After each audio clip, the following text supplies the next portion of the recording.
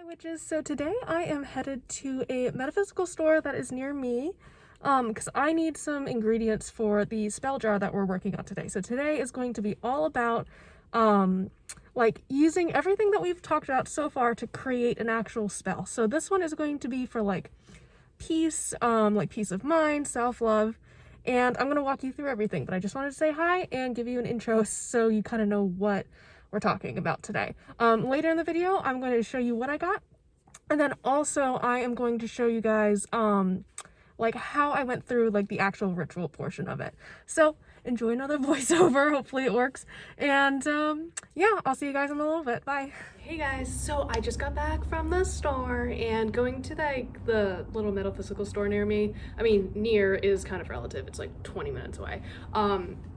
It's just such like a fun little experience. It's in like a cute little town, so I got to talk with like the owner and stuff, and it was really nice. I'm gonna go through like the ingredients that you might need for this spell jar. You can of course use this format to create any kind of spell jar that you might want. So if you're doing something with like prosperity, with money, with whatever, with protection, you can find other herbs and other stones that might work for you and whatever your working is. This is more of like a peace of mind, like self-care type jar. So I'm just gonna go ahead and start, and hopefully if you have any questions, just leave them down below and I can elaborate a little bit. So I had a jar already, and if you know anything about witches is that we love jars. So this is just like a regular mason jar. It used to have like pickles in it from my partner's mom, and I kept the jar. So yeah, jar. The next thing is going to be white thread. This is just embroidery floss, so you can get this for like 40 cents at any sort of like craft store. Like I know in the States at least it's Michael's or Joann's usually has stuff like that, so you can literally find it anywhere though, and it's super inexpensive. Next thing I got was Himalayan pink salt, and as you can see, this is not like from a metaphysical store. I'm sure some metaphysical stores do sell it. This I like picked up at the grocery store, like legitimately. If you don't have a metaphysical shop near you, get stuff at the grocery store, get stuff at the dollar store. If you have like a bulk food store near you, definitely that is a good place to pick up on herbs. I mean, it doesn't matter if you get it from like where you get your ingredients from, I guess, because it is all the same stuff. So don't go out and blow a bag when you don't need to, is really what it is. Okay, so the next thing is incense, and you can use whatever kind of incense you want. If you don't really cleanse with incense, that is also fine, and you can kind of skip this step, but I like to have it. It's nice, so I feel like a real witch. I feel like I have a little wand. Yeah, incense. So now for the fun part, I'm going to show you what I got like at the actual shop. Okay, so the first thing I got was some dried rosemary, and the only reason I really got herbs there today is because it's January, so it's like really cold here and I can't grow it myself. So rosemary, I got some there. Plus I kind of like low-key wanted an excuse to like go to the shop anyways. So they have their own like packaged herbs. Most metaphysical places do. So definitely check it out if that's what you're looking for. And they have like specialty stuff that even I can't like I don't have the capacity to grow. So this is kind of common to find though. So rosemary, you could probably get that at the grocery store in like the spice aisle. The next one I got were lavender buds, and this is a little bit harder to find. You can still find it places, but I tend to go to metaphysical stores because I don't really grow enough like to use regularly in my craft because I'm very bad at growing lavender. Plus I believe it takes like up to 2 years for it to like actually fully bloom from the seed, so it can kind of take a while for it to pay off, right? So dried lavender. So the next herb that I got was chamomile, and you can see some of like the little buds in there and like the little, oh, I didn't take the price tag off. This was like $2. But this will last me for more than one working.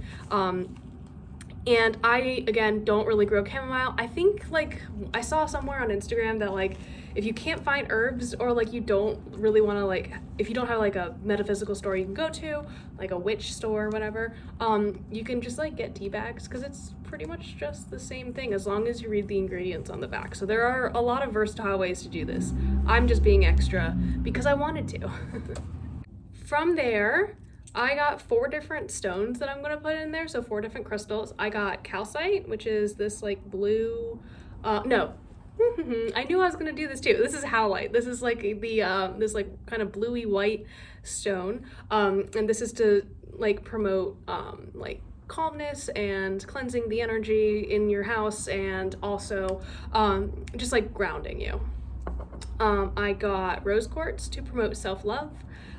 So this is quartz, but pink, basically. I know there's like a chemical thing that goes on. I'm just not a science person, so I'm sorry. But anyways, yeah, pink stone, yay. So this one, I really forgot the name, but I believe it is an unpolished moonstone. And it kind of does have that sheen on it, so it's just not like kind of like the other one that I have, which is like really clear. But I really like it. It's supposed to help like with dreaming and like peaceful dreams and like feminine things. And then I have amethyst. I really like amethyst. It's a type of quartz, I believe, that is like introduced to oxygen or iron. One of them. I'm sorry, I don't know. My mother would be very upset with me. She is a geologist and I should know this. But anyways, amethyst. So we're gonna put all of those in the jar. And finally, I got myself a pink candle, which is showing up like very hot pink in the camera right now, but it's not as hot pink as it looks. So I just got like a little votive candle. This was like $1. So if you don't find, like if it's hard for you to find colored candles, you can always use white, because most places sell white votives for like packs of 4 for like $2 or $3. So anyways, I got this one at a metaphysical store, and yeah, so that's all the stuff that you need. Hopefully you guys can see me and see what I'm doing. This is my altar like I showed you guys before. And I kind of preset some stuff. So I have my candles going, I've cast circle, I have all of my ingredients and stuff nearby or within the circle at least, and I'm going to start by lighting some incense, and I usually light this using my protection candle. So all you have to do is this, get a little flame on it, a little flame going, and there's some smoke. Okay, so then I'm going to take my jar, cleanse the jar, just really let it get in there. Okay, I'm going to go over my herbs and over my crystals, over everything.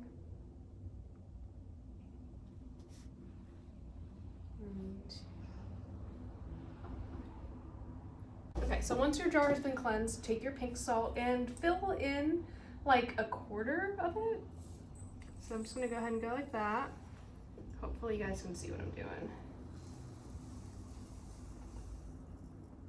So like, I don't know, I say about there is good.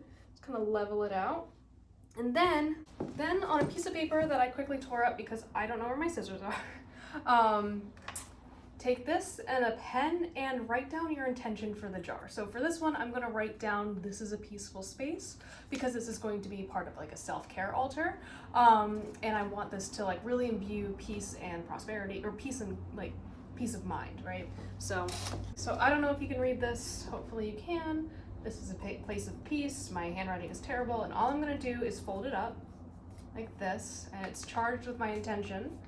So I'm gonna fold it one more time, sorry. Then I'm gonna place it in the jar like that.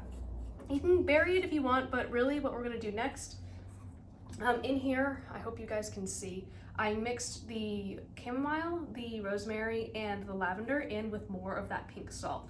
So, I'm gonna try to gently tip it in there, like that. So I like to have a base of the plain Himalayan salt or sea salt or black salt, whatever you're using. And then I like to put in my intention, and then another layer of the herbs. I think it looks pretty. And I guess a lot of the salt fell down to the bottom, so it's all good. It just returned to itself. So that's what that looks like. Then what I'm gonna do is I'm going to take my herbs, I'm gonna take my crystals and I'm gonna arrange them in a way that is aesthetically pleasing to me. So.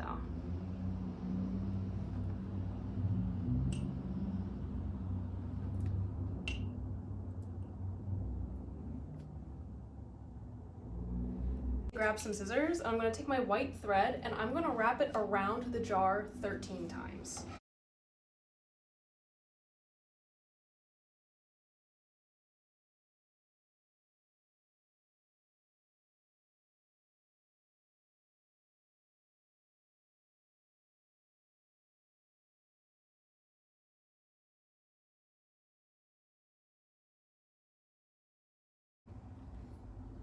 Okay, and this is really sealing in my intent and binding it.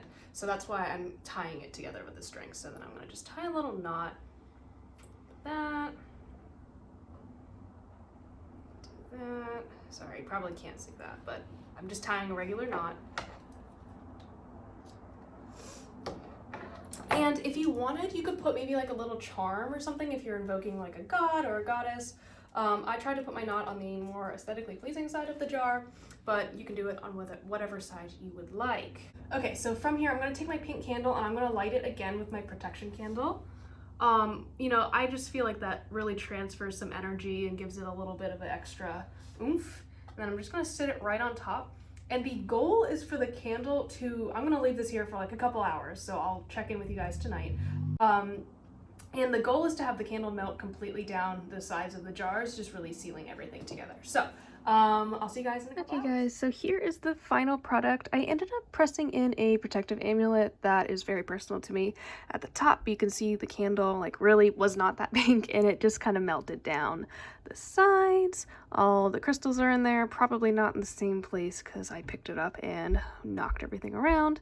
You have all the salt, your intention, and everything sealed. So that is how I made a peace spell jar. I would love to see pictures of yours. If you do post them, please remember to tag me because I want to see them and tell you how great they look. So anyways, I'll see you guys tomorrow, and I hope you have a great rest of your day. Bye.